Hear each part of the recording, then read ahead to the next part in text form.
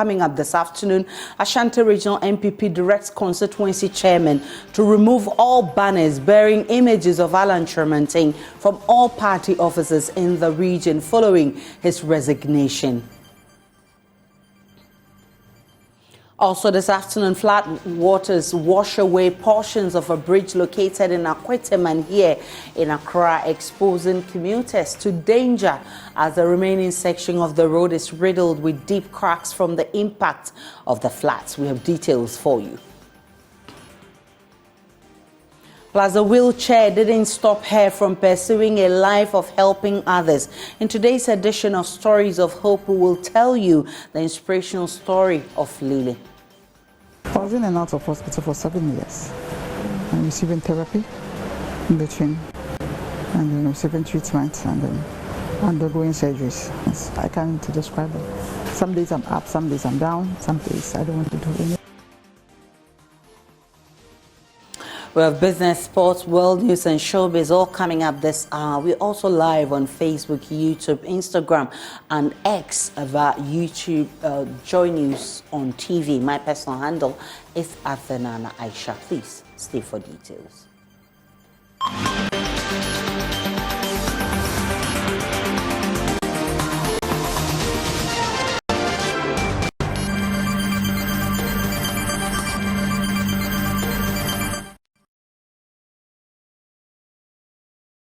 The new patriotic party in the Ashanti region has directed constituency chairman to remove all banners with Alan Chermantin's images from the party offices. The directive follows Alan Chermantin's resignation from the party and his announcement to contest as an independent candidate.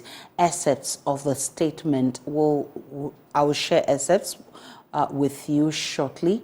It reads: in view of Honorable Alan Chermantin's resignation from the party, all his posters, banners, flyers, and paraphernalia at our party offices in all the constituencies must be removed with immediate effect.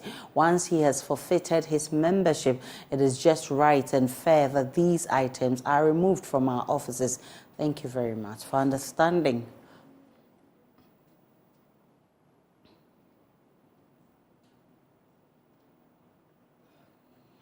Meanwhile, the Ashanti Regional Chairman of the party, Bernard Entribwesiak, also known as Chairman Wuntumi, has described the resignation of Alan Chermantin as a curse on him, adding the party does not deserve such treatment from a man who has benefited immensely from the party. But former General Secretary of the NPP, John Boadu, who's also been reacting to Alan's resignation, says his exit will not in any way affect the party's agenda to break the eight. And it's regrettable.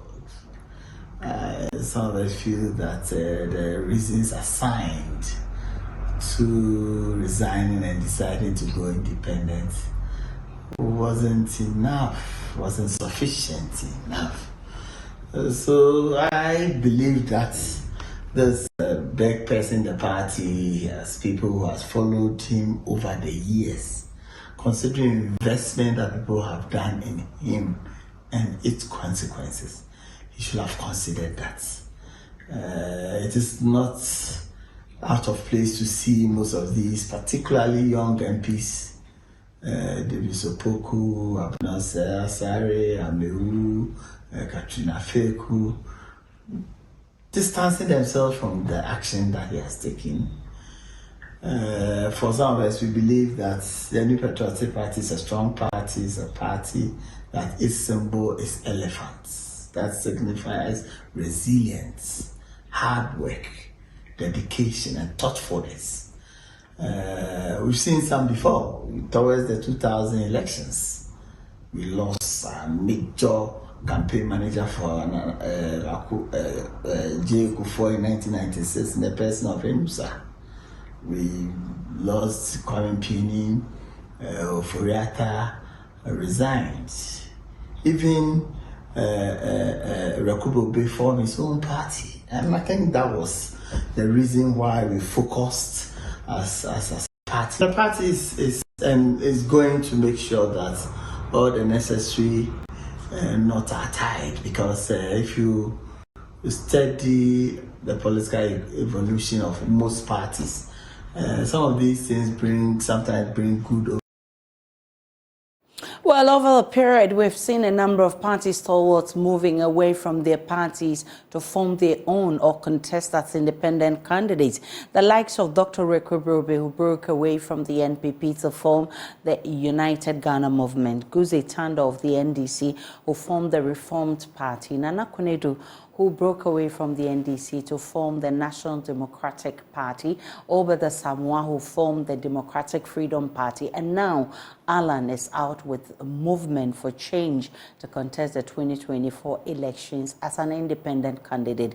But how have these individuals, minus the Alan, fared in their solo political agenda in the past? What has been the trend, and could that trend mean anything for Alan's agenda as well? The question remains, how have these individuals fared on their own? Political risk analyst Dr. Theo Champon says it is usually difficult but can work out in the long term, adding Alan Kyerematen is a risk to both the NDC and the NPP, but adds even though he will not win, it is a good win for Ghanaians if he pushes the elections to a runoff and get both parties to work hard.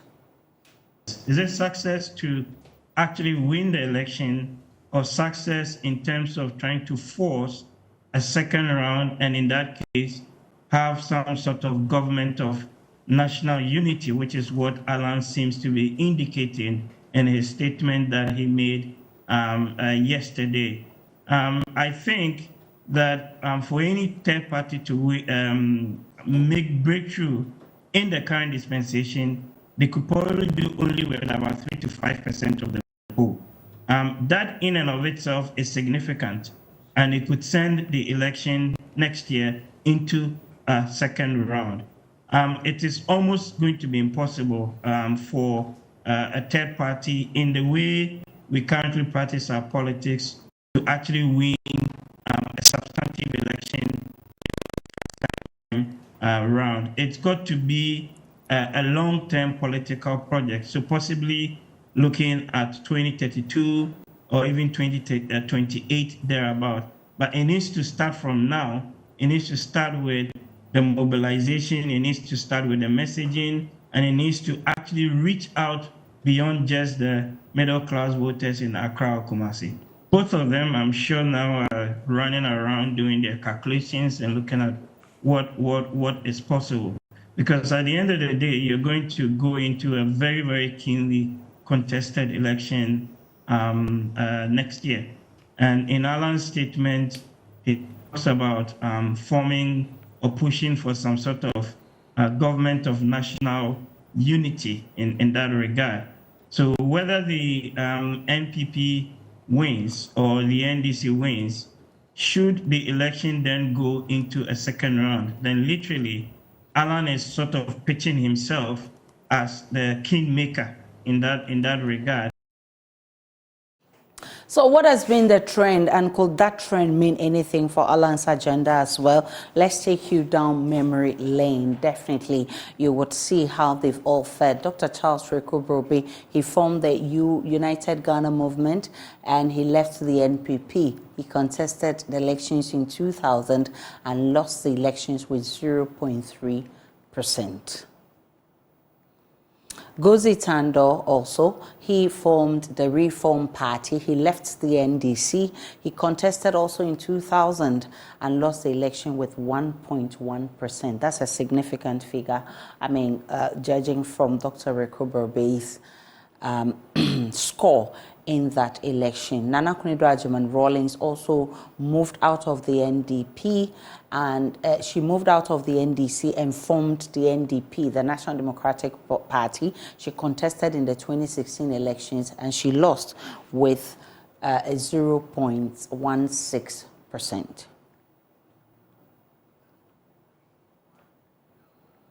Well, the spouse of presidential candidates spouses have typically played varied roles on the campaign trail in modern presidential campaigns. While some have taken a laid-back role, others have been more visible and vocal. What role will Mrs. Chermantin play in the upcoming presidential candidature of her husband? What was her demeanor during the event, and what has she been saying about her husband's new journey? In this feature, Joy News contributor Echesikanko takes a look at Mrs. Alan Chermantin's new role as an independent presidential spouse and what to expect from her in the journey ahead. Mrs. Chermantin sang, danced and chanted in support of her husband during the launch of his independent presidential candidature announcement. The usually quiet, laid-back and hardly seen spouse of Mr. Chermantin was animated, energized and vociferous during the announcement event.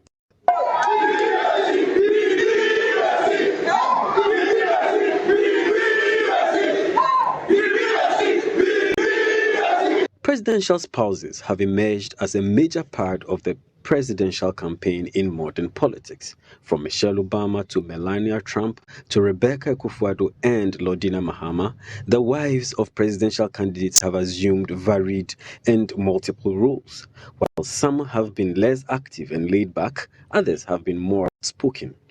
During her husband's historic announcement of his independent presidential candidature, Mrs. Chermantin was unusually active, animated and spirited. Sounding hopeful and decisive, she maintained that her husband is the best person to take the country forward. Alan Chermantin is the good man, he's the honest man, he's the man with vision, he's what Ghana needs. Together with other supporters, she did not hold back in her support for her husband's big day. It appeared Mrs. Chermantin had discovered a new lease of life with her husband's fresh status. Will we see more of Mrs. Chermantin in the coming months? Will she begin to assume a more active role in her husband's campaign? We can only wait and see the nature of her role as the campaign unfolds moving forward. Echesikanko for Joy News. Away from Alan Chermantin and the NPP, the Central Gunja District branch of NADMO is warning of looming hunger in Bupe. The organization says it has no resources to cater for residents displaced by flood waters. Over 1,000 residents have been displaced and without food and currently lodging in school buildings. Compounding the problem is a rise in water levels in the area, which has left NADMO authorities baffled. Initial information from NADMO linked the floods to the rains and possible spillage of the Bui Dam, but managers of the Bui Power Authority have debunked this. We'll hear from the authority shortly, but first, listen to NADMO coordinator Bonra Mustafa expressing his frustration about the events in the area. This is what we still cannot authenticate very well. Though the Bui Authority has debunked that they have not failed. But in Bupe, we don't have excessive rain as expected this year. Though yesterday we were able to know that the two rivers where they met at the confluence possibly might also contribute to this flood. That is per one of the technical men on ground. So that is our check. Because the water still coming. Yesterday, as at around 4 to 5. People left the market to their supply. They came their homes, all their mattresses were soaked in the water.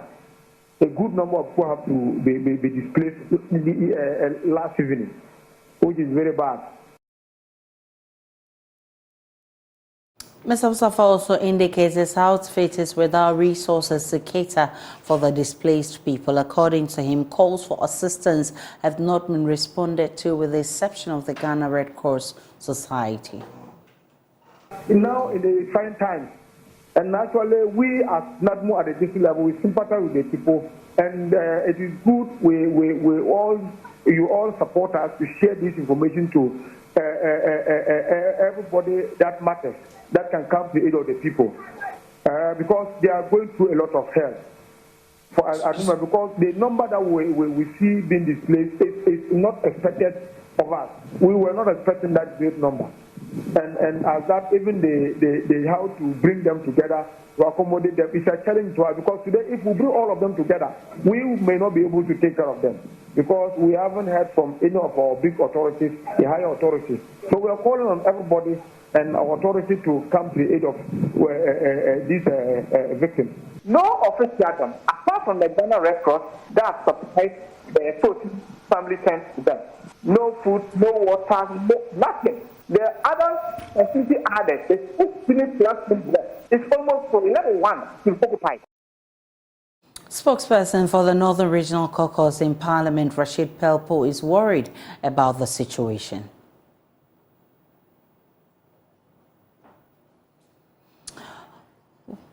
Well, it remains a mystery how water levels in the flood district keep rising. There are allegations the Boadu Dam has been spilled, but the authority says it hasn't undertaken any spillage. It clarifies that before any such activity is taken, adequate measures are taken to provide notice and sensitization to all communities to be affected to ensure the safety of lives and property. Akuf-Addo is Corporate Affairs Manager of the Boadu Authority. She joins us on the line. Madam Akuf-Addo, grateful for your time. Just to clarify this, has your outfit done any spillage recently? Thank you for your time. No, as we have indicated in our statement, we have not undertaken any spillage at Boadu Dam. We haven't done that. Okay, so you say usually when this activity is about to, or if you're about to undertake this activity, you normally take certain measures. Kindly share those measures with me. Don't we undertake any spillage activity? It's a comprehensive exercise that we do, and we do not take it lightly. We have a team who are managing the reservoir and the water level daily. And before any such activity is even planned, we make sure that we inform the Ministry of Energy, we inform the Ministry of Interior, we are working with NADMO, we inform the media, we inform the DCs and NPs. We will go round and sensitize all the 48 communities along. And we will make sure that quick information is out there to protect lives and property. We will not just get up and undertake such a serious exercise without it. It's not done. We cannot do that. And so, do you have any intention of reaching out to these communities that are affected by this rising water levels? We will assess the situation. I mean that it's raining nationwide. Even in Accra, we have seen the effects of the rain. What we can say is that we have not failed. So we will, it's available for any engagement. Akuf-Addo, I'm grateful for your time. She's Corporate Affairs Manager of Boadu Authority. But recent flooding in the capital city has rendered some community roads inaccessible and dangerous for commuters. In Akweteman, for instance, a major bridge has been almost washed away, leaving deep cracks in the remaining section of the road currently being used by residents. A situation, if not checked immediately, could cause more havoc to residents. JoyNews' Fred Akuf-Addo visited some areas, including Akweteman, this morning and gave this account earlier. So when we go to Akweteman, specifically the principal church area, we realized that a bridge which is linking the two communities have been ripped off by the heavy downpours last Friday. So according to the residents around, the road became unmotorable due to the rains and how it has destroyed the bridge. It took the intervention of some people around to help fix parts of the road so that cars can move around. According to some residents that we spoke to, they told us that a young boy is still missing due to the heavy downpour, and so there's a search party still ongoing to find the missing boy due to the rain. Now from Akweteman, we moved to Lefe, where there is also a flooding situation here. So we thought it became apparent that people cannot access their homes, and some people use slabs, they use some wood so that they can walk on them before they can access their rooms. Some also complaining that most of their items have been destroyed by the rain, so they are calling on government to come and intercede on their behalf, to come and help them so that they can be able to deal with the situation as a total. Meanwhile, areas including Glepe and Dansoman are still grappling with the aftermath of last Friday's floods. A number of homes and compounds are still covered in water. Queen Mother of the area, Natete Oko I, blamed the situation on the poor sanitation attitude of residents. According to her, though government has addressed the main flooding challenge, some residents are still building in waterways and blocking the flow of the floods.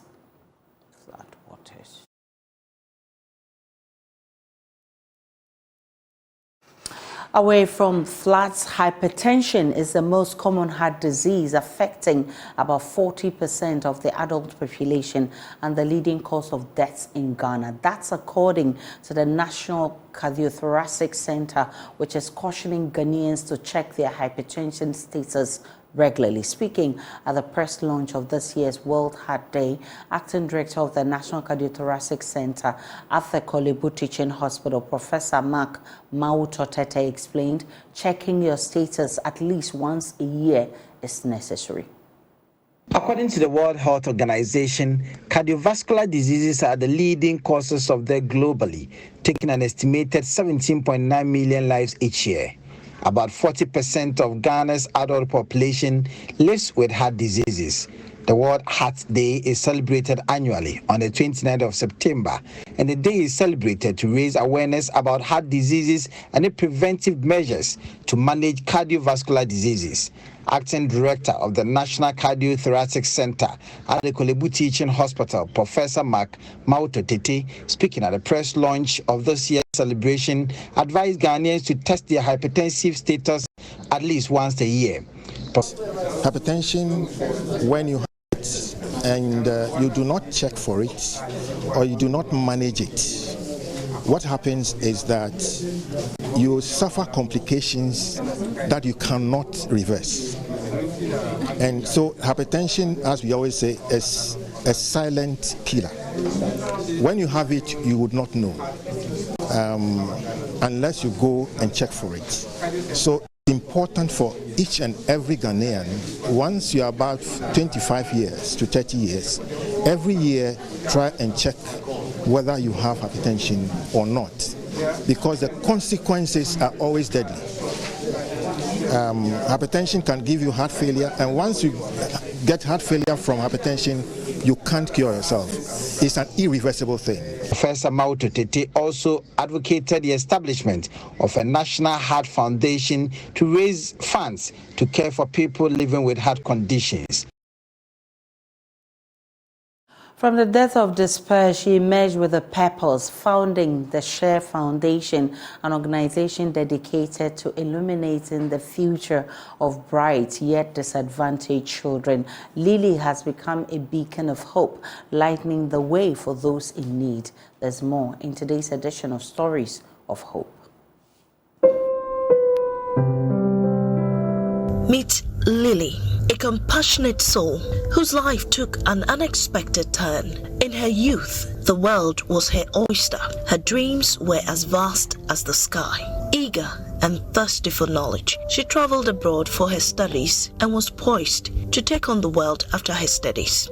But fate had a different plan. A tragic automobile accident changed the course of Lily's life, leaving her paralyzed. The world she once knew seemed distant and challenging. I went to school in Tatus, Taba. I went to Holy Child. I went to UCC. And then traveled to Scotland to do some, to work and then do some studies. I worked with American Field Service, and I was in charge of community service for teenagers abroad between 18 and 25 years.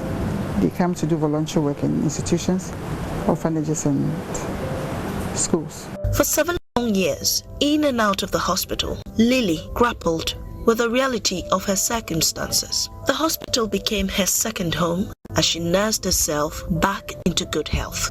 I was in and out of hospital for 7 years and receiving therapy in between and receiving treatment and then undergoing surgeries.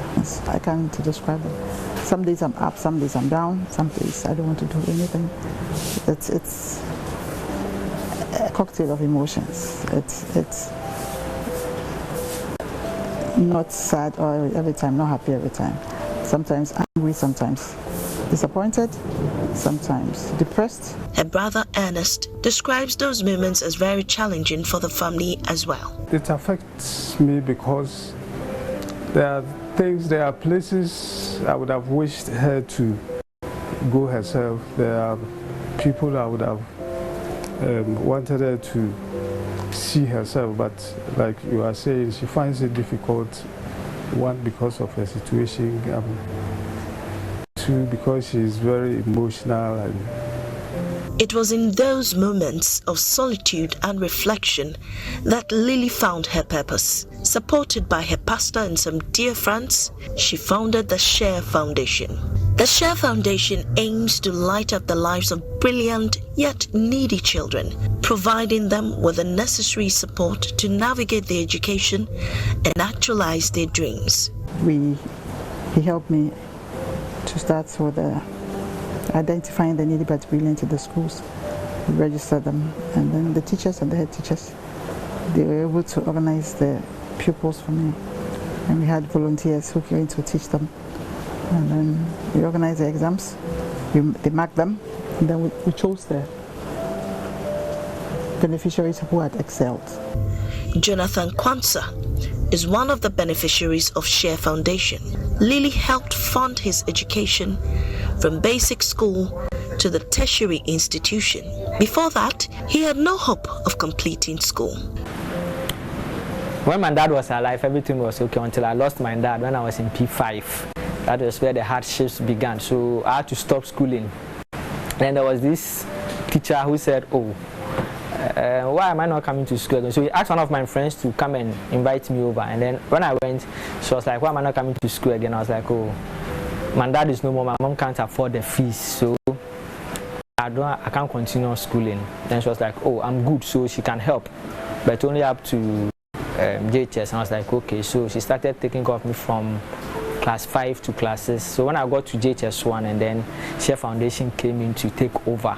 Jonathan now has a degree, but he's hungry for more knowledge. So he's back to school, upgrading his skills in ICT. They've taken care of me till tertiary KTU, from JHS, right from JHS to SHS to KTU. Yes. My plan is to bring the other beneficiaries on board, and then we see where we continue from Auntie's legacy. 18 years on, the foundation has blossomed into a haven for underprivileged children, a place where dreams are nurtured and futures are carved. Some of them are working, and others are happily married with kids. So I look at them when we settled, when they were in JHS, and then 18 years later, where they are, and I'm happy. I'm very fulfilled seeing them moving up and then doing well in life. Hundreds have been touched by Lily's dedication, love and kindness. Quite a touching story. Well, the limited registration exercise organized by the Electoral Commission is still underway. Vice President Dr. Mahmoud Baumia has been visiting some of the centers and has been commenting on the exercise. The Electoral Commission undertakes continually registration of voters over the years, and I think this limited registration exercise is one such exercise, and so I thought that I should come around, as I have gone to other places, to see how it is going on. So far, my observation is that it has been going on smoothly here. I've had a chat with a few people along, and they all say it's going well. So let's hope it continues to do so, and let's hope other parts of the country are also seeing a smooth exercise. It's very important that this exercise is done successfully, and so I want to wish everybody well in this process, and I also want to make one point, which is very important, that we've had reports also that there have been attempts in many places to register minors. This is very important. It's not only criminal to do so, but you are endangering the future of these minors when you register them at this stage. They will enter into our record books at a particular age. When they come to retirement, they will be retired at a very early age, relatively, and you would have destroyed their future for them. And I think that parents should be cognizant of this problem, that when you allow your child to be registered early, you are not only putting them in legal jeopardy, you're also compromising their future. And so let us refrain from doing so. We'll take a break on JoyNews Today. When we return, there's business.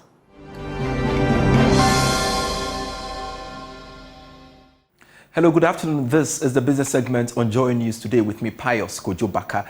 Ghana will generate about $6.6 billion annually from lithium mining. This is when an Australian mining company, Atlantic Lithium Limited, starts production in 2026, which will create between 1,000 to 2,000 jobs in the central region. Speaking on the sidelines of the West African Mining Conference, its chief executive, Keith Muller, expressed optimism about receiving permit and obtaining a mining license by the end of September. Lithium, a soft silvery white alkali metal, has become a critical element in today's world, particularly due to advancement in vehicle manufacturing. This lightweight and highly conductive metal is in high demand, primarily for its use in electric vehicles. One of the first lithium mining companies established in Ghana, Atlantic Lithium Limited, says Ghana will soon electric vehicle market. Here is its Chief Executive Officer, Keith Muller. I've been very surprised by the level of engagement that we've had from the Minerals Commission. I think the CEO has done a sterling job to bring the mining companies in and to really assist us in the permitting process. They've been helping us from step one and guiding us all the way through. We've never been this close to getting our mining license. We're very excited and we still believe that will happen in the next couple of weeks, if not by the end of this month. The company will generate in excess of $6.6 billion over the life of mine. More than half of that will go to the benefit of Ghana in the forms of taxes, royalties, free carry interest, company salaries, contracts to the local community. The Australian government and its partners organized the West African Mining Conference. According to the Australian High Commissioner to Ghana, Berenice Owen-Jones, the conference sought to encourage mining companies to operate in a safe environment as well as address increasing jihadist violence. So we have brought together today a range of security experts, security analysts, the mining companies, of course, government and diplomats from around the region to analyze the security situation in the sub-region and also look at how we can mitigate that risk, how we can have our mining companies operate in a more secure and stable environment. I mentioned it's the third edition of the West Africa Mining Security Conference. And unfortunately, every year we notice that the security outlook has become more complicated. So this reinforces the point that it's a very, very timely conference at this stage. Security analyst Adib Sani made an appeal for intensified efforts in ensuring security in the mining sector. Even though we benefit economically, financially from the mining sector, there are a lot of security challenges within that sector that needs to be addressed. Also, we have issues with the possibility of explosives meant for the mining sector diverted to other sources, because it goes without saying that Ghana continues to be a major logistics hub for terrorists, and on several occasions vehicles filled with explosive making materials that are suspected to be coming from the mining sector have been impounded in countries such as Burkina Faso and Mali, only for investigations to reveal that they had come from Ghana. So the possibility that these explosives meant for the mining sector are being diverted is very high, and hence the need for us to work towards mitigating the threat. The West African Mining Conference was themed Operating in Challenging Environment. Star Assurance Limited has unveiled the Star Motor Third Party Extra, an innovative product that revolutionizes third-party motor insurance in Ghana. Now, this is new because it's offering third-party policyholders to enjoy some limited coverage for damage to their own vehicles. Head of Product Development and Innovation, Michael Adumako, said the third-party motor insurance only covers liability for damage and injuries caused by the policyholder while driving, leaving the policyholder's own vehicle unprotected in case of accidents. He spoke to Joy Business at the unveiling of the product. Motor insurance is the most widely sought after type of insurance in Ghana, with a majority of policyholders opting for third-party coverage.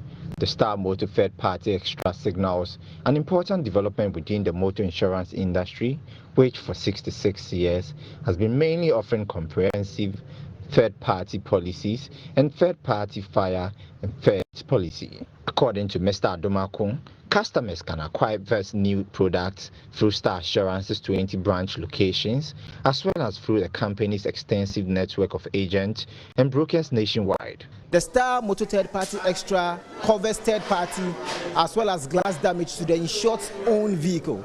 And this is evolutionary in the industry. This is the first time we are seeing such in the industry, that now clients are able to pay something as little as 100 Ghana cedis and still enjoy a cover for their own vehicle. Now we at Star, we are covering glass damage to the client's own vehicle, be it the windscreen, both the front and the back windscreen, the side mirrors, the window glasses, the front glasses, the inside rear view mirror, and even the sunroof. And this is the first time in the industry we are seeing an insurance company come out with such a product. Speaking at the launch of the Star Motor Third Party Extra, Chief Executive Officer of Star Assurance, Boadu stated that the introduction of the Motor Third Party Extra aligns seamlessly with the organizational mission and vision, which is centered on creating exceptional experiences for their customers. Let us embrace this new chapter of the car protection together.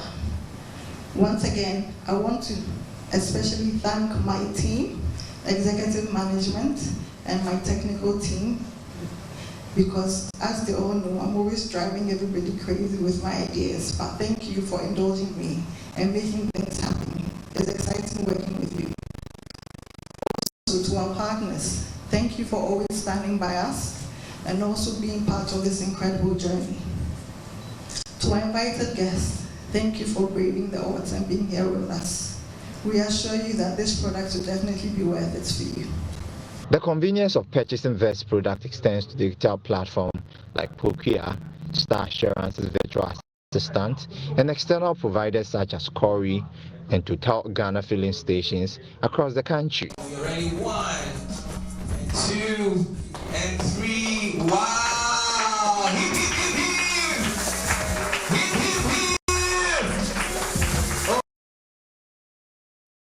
And that's all for business for now. I am Pius Kojobaka. I will be back at 1 p.m. with the Marketplace. Sports is next.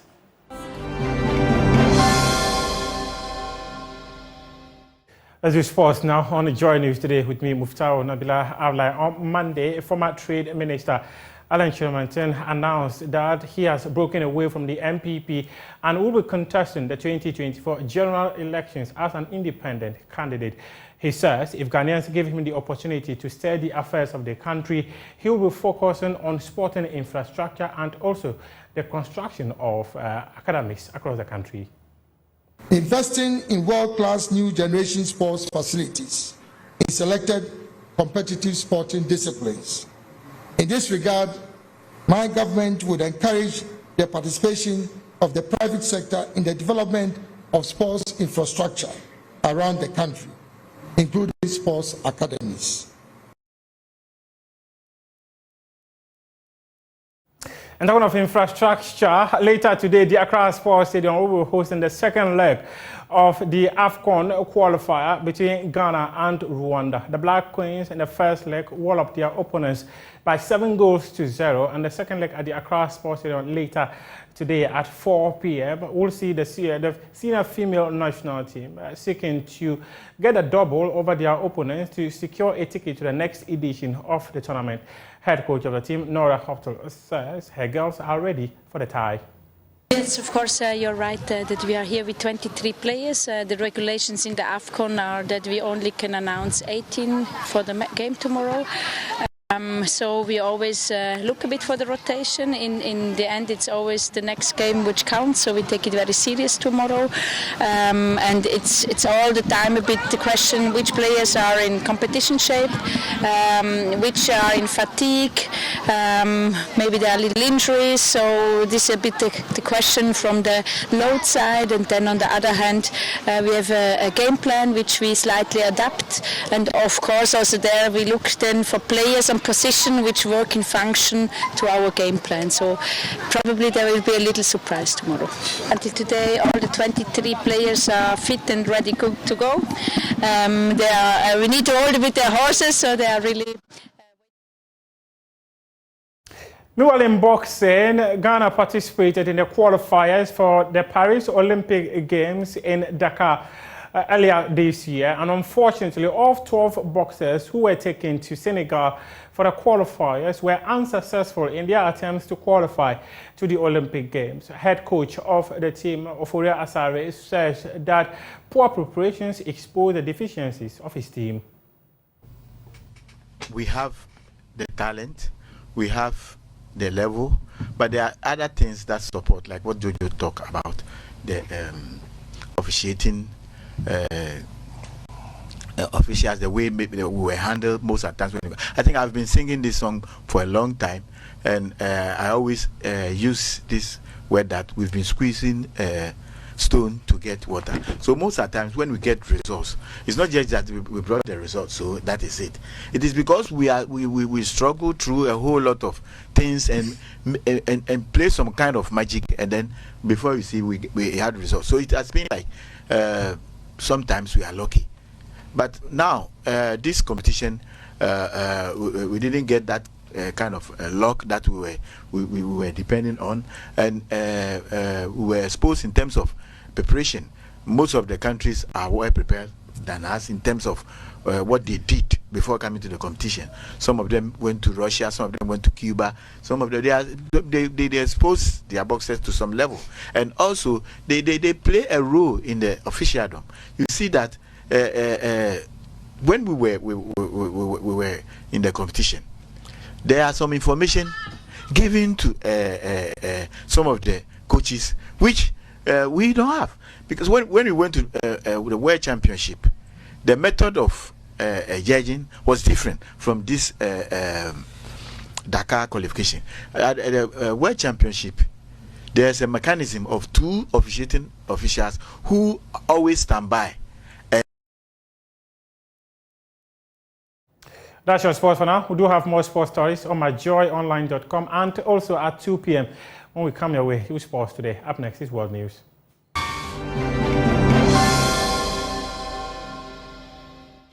Still on JoyNews Today, you're welcome to the Showbiz segment. And fashion designer Bello is telling musicians to stop expecting freebies and actually invest in their craft. Well, he was talking to Ike on a 321, a show on Joy Prime, and he said that musicians always take time and then wait till the last minute when they're about to go into music video shoots, then they contract a fashion designer to quickly do something for them. But he's saying that alone takes a lot of creativity away, and also they should learn to invest in their craft. So that's another point, another valid point, because most of our musicians don't want to invest in their own craft. Be happy, be free, because it's there, so free. And so at a point, you will not get the best from whoever that is doing whatever that you're doing. You see, internationally, there's a whole team. There's a stylist, in-house fashion designer, who is being paid well for the so on Obe taking the time to draft something better for you. You understand? But if and one thing about most of our artists, most of these video directors, they will, instead of you to send you the treatment for you to have plan for it, you sure. Last minute. Why is it always like that? Why is it always I don't like even that understand it. For you guys, I simply don't. I feel the management and the planning is not done properly. You being a fashion house that is well respected across Ghana and beyond, what do you think needs to be done? I feel the you see, most of these are key players. They know the right to know, but as a Ghana, we do. It's not like a big deal. You understand? Because there has to be plans. There has to be structures. You know that we're shooting this music video on Saturday, or you know, because I don't know whatever goes on there, whether the artist gives you part payment or full payment before we can start doing whatever we're supposed to do. But at least you know and say, okay, there's a contract. Okay, so we are shooting next month. You have to let me know ahead of time so you can plan what we are doing. Sure. You understand? Then I can also input whatever I'm supposed to input. But if you give me a very short notice, and I also try to, in a way, sacrifice for the thing, there are two mistakes. Because if there's time, there will be a lot of time for quality control. So we'll check all of those things, and moving forward, things won't be. So I think the plan and structures has to be there. Wow. Everybody playing a role in a music video should be highly respected and given enough time to execute whatever they're supposed to do.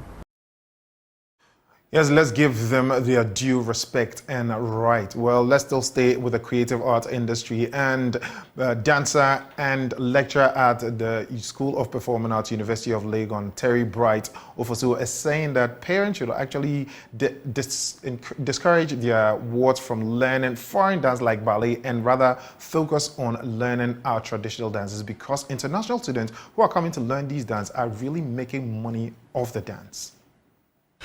Let me tell you something. About 12 years ago, I used to teach traditional dance with my senior colleague, Odi Kwesoa. In our class, the students were 192, 96, thereabout. And the international students, that's students who were coming from America, were more than the Ghanaian students. Really? Do you get that? 190 plus students. The international students, the students who came from US, were more than the Ghanaian students at level 200. That tells you something. Now, if these students were paying $5,000 each for a semester, for one semester, yeah? If each student was paying $5,000 each, that will come to almost $500,000 for students who came to the School of Performing Arts at that time. And this was calculated by the then, what do you call him,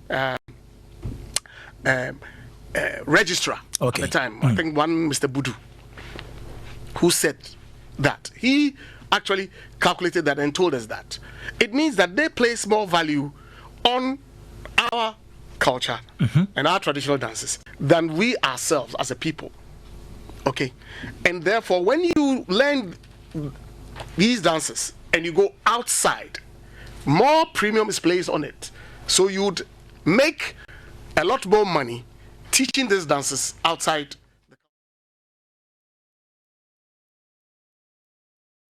I don't know which of the traditional dances, Aisha, you know how to dance or you know how to do, but I think we should actually focus on our traditional dances. And that is what will bring the curtains down on Showbiz here on Joy News Today. The name is Ibrahim Ben Bako. Maybe Adoa or Kid. That's how I wrap up the bulletin this afternoon. My name is Aisha Ibrahim. Log on to myjoyonline.com. There's more of the news and updates of all the developing stories. Do enjoy the rest of our program. The first time I tried, I used my lift.